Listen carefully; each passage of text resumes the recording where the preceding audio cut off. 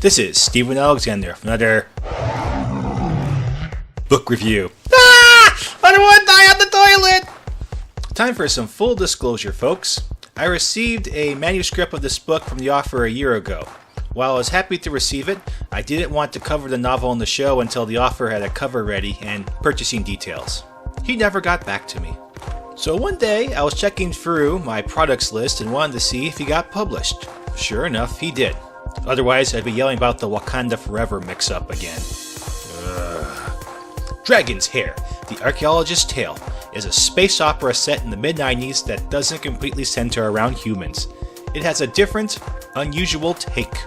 Just before the asteroid that killed the dinosaurs hit the Earth, the evolved dinosaurs on that planet built a ship and left. 65 million years or so later, they had formed an interstellar civilization composed of highly evolved super reptiles descended from the dinosaurs. This society is now threatened by, get this, poisoned algae. Yes, after 65 million years of surviving all manner of internal and external challenges, they're threatened by poisoned algae making them stupid. Something like that. So the secret team of scientists needs to find a source of clean algae to feed their livestock and turn back the degradation of their mental faculties. Mama always said, eat your algae or Netflix will rot your brain.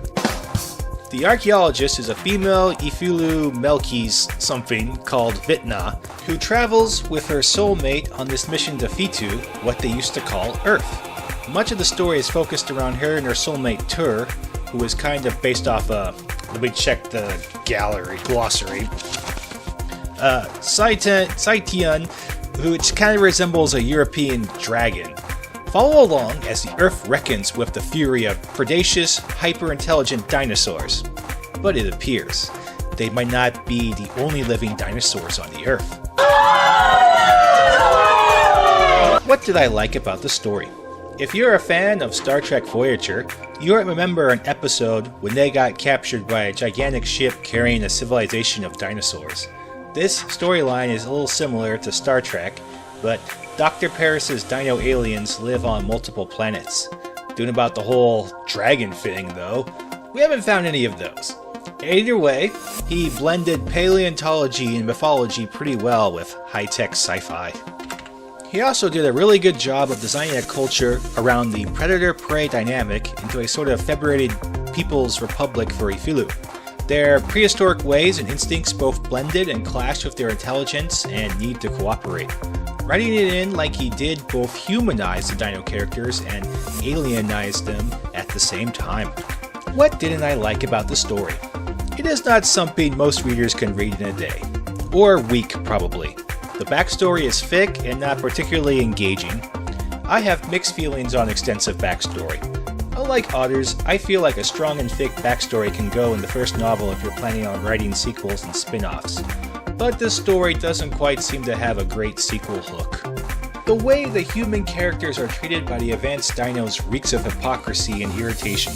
They complained about human violence and culture when they literally left barren planets behind due to botched terraforming projects, and they went full Iraq War II and eradicated the wrong species just so one dinosaur politician could maintain plausible deniability around the poisoning investigation. And don't get me started on the ending. I don't want to give away too many details, so I'll use an analogy. Look, things get heated on the floor of the US Congress. But politicians don't climb over the bench and kill the guy currently speaking, then claim anger privileges. Okay, that happened one time!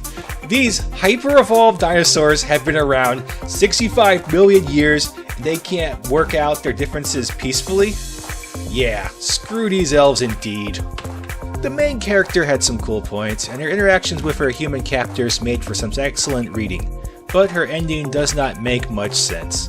Again, I don't want to spoil the ending, but I think it lost some weight the way he chose to show it.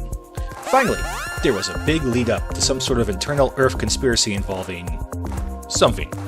There are some chapters about this at the start and one at the end, but these characters didn't move the algae plot, so I don't know why they were not influential to the plot. My recommendation: An awesome Return to Earth story of dragons and dinosaur super aliens gets bogged down with confusing descriptions and hypocritical cultural comparisons. I'm taking a T-Rex sized bite out of this story with a 2.5. Free! 3.5 out of 5 stars! Don't eat me! Eat my neighbor! His favorite dinosaur is Triceratops! Whew. I recommend this book for adult readers because the themes and terminology would be off-putting to younger readers. One blogger recommended it to her kids. I don't think it's a great book for kids. It's quite dense. Got any suggestions, complaints, or works for me to review? Leave a comment down below. Don't forget to like and subscribe. Today's tip of the day. If dinosaurs return to Earth, for the love of all that is great about mankind, don't touch their feathers or kiss them while they're strapped down. Use good Jurassic Park sense, people.